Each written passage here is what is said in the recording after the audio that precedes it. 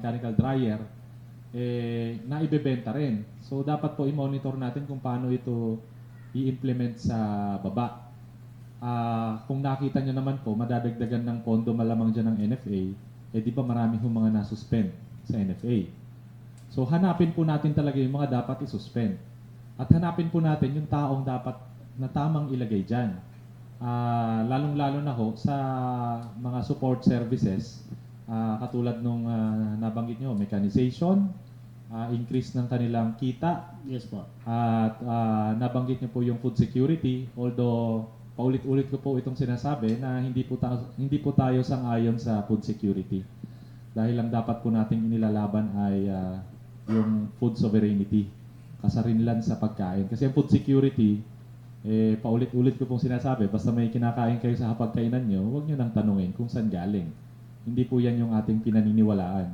Ang dapat po natin paglaban ay food sovereignty. Dapat po tayo yung nagpo-produce ng ating pagkain. Ang dapat lang nating i-import, yung mga hindi natin kayang i-produce.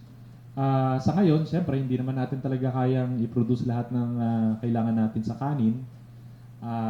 So, payag tayo sa importation, pero hindi po yan yung solusyon. Kaya nga po ako nandito dahil doon pa lang sa konsepto ng pag-develop ng biofertilizer para mas mabawasan ang gastos sa pagsasaka, itulak din po natin yan. Kaya po itong malaking budget na to, wag mo nating tatapusin yan na nagse-celebrate na tayo kaagad. Napakarami pong trabaho niyan. Saan mo ilulugar yung laki ng budget na yan? Baka naman po ilagay natin yan puro sa MOOE, o kumbaga puro pang pasweldo ng mga nasa DA, o kaya pangbili ng mga sasakyan. So, sana po very guided ang magiging paggastos nitong napakalaking pondo na ito para po maging successful. Thank you, Kong Kabadbat. Any reaction? Ito naman kay Sir Jimmy. Yes, tama yung sinabi ni Arkel, pero sana rin tumulong yung kasi kahit gano'ng kalaki ang budget na yan na nilalaan sana, ang gusto ng ating sekretary ng agrikultura, ay hindi pa rin sapat yan ipangtustos sa lahat ng mga farmers. Kung ikutin yung buong Pilipinas, ako kasi umiikot ako dahil sa operation ho namin, ang daming hindi nakakatanggap. Kung mayroon man nakakatanggap galing sa DA, kapiranggot lang, hindi kayang suportahan yung lahat na magsasaka sa DE funding alone. Lahat ng LGU, mula sa governor hanggang mayors, o kahit city mayors ka man, mayroong Department of Agriculture, mayroon silang sektor, mayroong city agriculturist, provincial agriculturist, municipal agriculturist, pero ang function yan, nanggagaling pa rin sa DE. Samantalang, taon-taon, mayroong 20% sa IRA ng isang LGU gusto development. Ang problema, tanungin ko kayo ngayon, sino ang sumusunod dyan na tulungan nila ang agriculture sector, magmula sa magsasaka hanggang fisherman. Mga fishers po, wala masyado. Siguro kung 10, swerte na kung mayroon 3 mga LGU. So hikayatin natin na tumulong din sila. Kasi isa sila sa dahilan bakit tayo ay lagi nag-i-import mula sa bigas hanggang galunggong. Yan ang katotohanan. So, hihimukin natin lahat mga LGU na yan. Hindi sila nakulat pa hanggang. Karamihan ka nakaupo, pag nakaupo ka na bilang LGU, iniisip ibang project agad. Biro ang agrikultura, naniniglect po nila yan. So, yan laging advocacy ko kung saan ka nakapunta. Tapos sa mga probinsya, pag nakausap ko isang LGU, namumulat sila dahil tama pala kasi nakalimutan nila yung pagkain sa bawat constituent na sa paligid ho nila. Sa ngayon, yan po ang masasabi ko. Thank you, Sir Jimmy. Alright, si event coordinator natin kanina, si Gadges, isingit ko lang tong senior niya kanina sa akin. No? Although alam ko naman, alam din ni Sir Jimmy ito, no? The Organic Act of 2010, mukhang noon ay naglaan po ng 1.8 billion para dito, no? Kumpara po dito sa biofertilizer, 1.8 billion po ang inilaan kontra or versus chemical fertilizer, 35B naman ang inilaan. Ako po ay senior citizen na ngayon. Bata pa lang po ako. Chemical fertilizers na ang ginagamit po ng aking magulang para makapagpabunga o makapagpayabong po ng palay, no, sa Nueva Ecija. Pero ngayon, sa haba ng panahon, ayaw nang magbunga. Bungang araw na lang po ang tinatanggap ng mga magsasaka sa buong maghapon ng kanilang paggawa. Kajes, anong reaction mo dito? Gusto mo bang i-double din itong chemical fertilizer na pondo? 35 times 2, pwede ba yun? Gusto ko lang maintindihan natin lahat na ang isang bagay na ginagawa mo ng paulit-ulit at umasa ka ng kakaibang resulta, ang tawag doon ay kahibangan.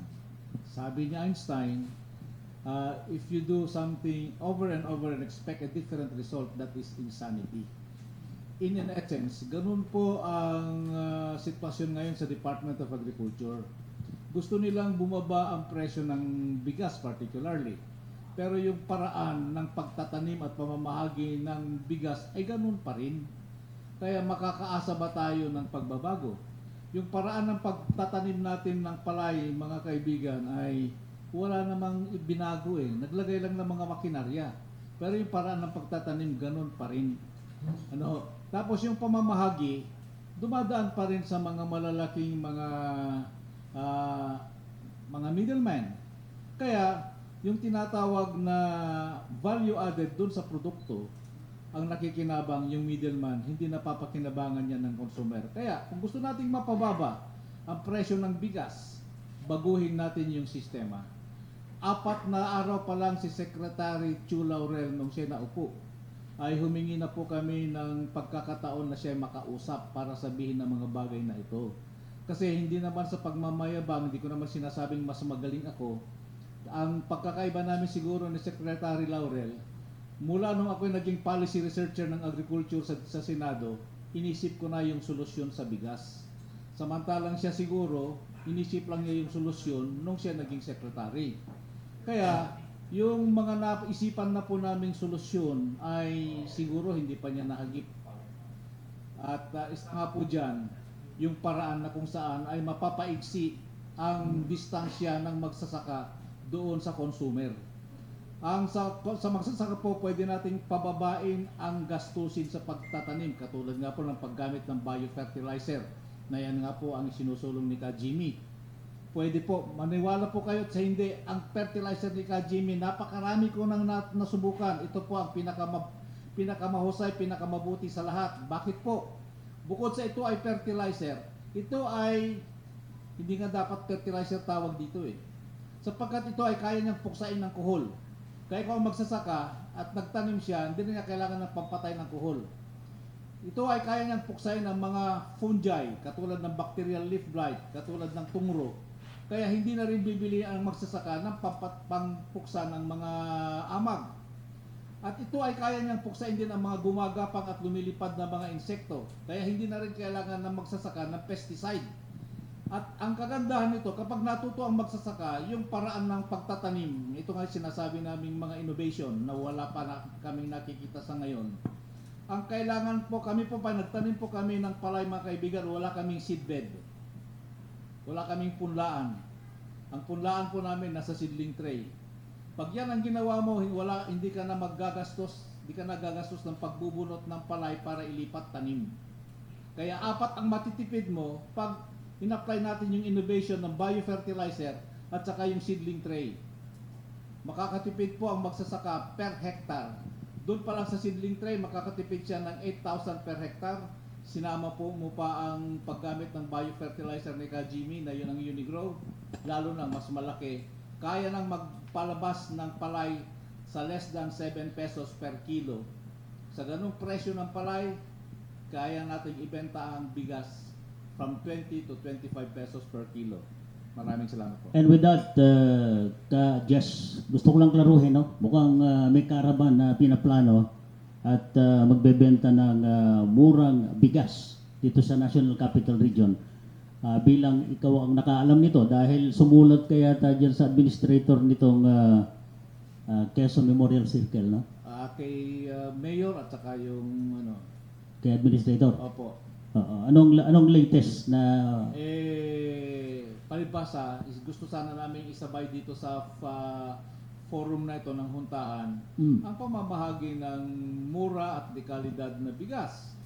Subalit ay hindi nga napayagan sa kadahilan ng hindi namin maintindihan. Ang sinasabi ng administrador ng park ay hindi daw ang lugar daw ng Quezon Circle ay hindi raw lugar ng pagbebenta ng kung ano-anong mga bagay. Pero kayo na rin mismo ang saksi siguro, umikot kayo kung ano-anong binebenta naman sa loob ng Quezon Circle. Pero yung pagkakataon sana katulad ninyo, katulad ng mga empleyado sa City Hall, makabili ng murang bigas, magandang quality, sayang, nawalan, organic pa. No, hindi ginamitan ng chemical. 'Yun ang kagandahan ng produkto ni Kajimi. Organic na, masarap pa at nagpagaganda ng resulta. 'Yun sana ang ino-offer namin sana sa ngayon. Ngayon lang naman. Hindi naman regular na bentahan ito kundi pero hindi ka pinagbigyan? hindi kami po Hindi sila pinagbigyan. Hindi Oo. naman si Mayor ang hindi nagbigay. Tuwing Wednesday, gusto namin gawin ito. Kaya